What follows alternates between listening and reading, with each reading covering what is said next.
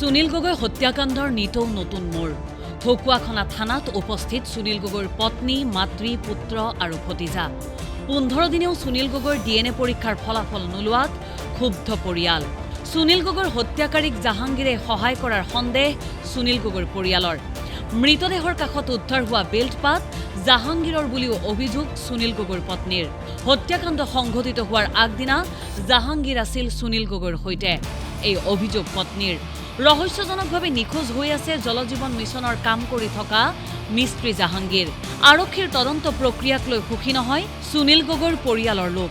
দুদিনৰ ভিতৰত তদন্তৰ সদুত্তৰ নাপালে প্ৰতিবাদৰ হুংকাৰ সুনীল গগৈৰ পৰিয়ালৰ। ঢকুৱাখানাত উদ্ধাৰ হোৱা মৃতদেহটো সুনীল গগৈৰ নহয় বুলি দাবী কৰিছে আৰক্ষীয়ে।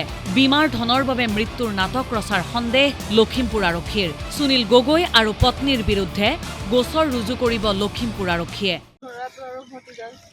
আপোনালোকৰ বিৰুদ্ধে গোচৰ ৰুজু কৰিছে ঢকুৱাখানা আৰক্ষী থানাত? মই দেখুৱাই পুষ্পা গগৈ আপোনালোকে সকলো গম পাইছে।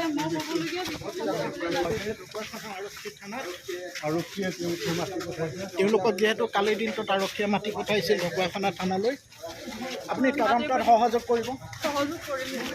সুনীল গগৈ ক'ত আছে? আপোনাৰ ওচৰত কিবা তথ্য পাইছে আপুনি, যিহেতু আৰক্ষীয়ে পলাতক ঘোষণা কৰিছে?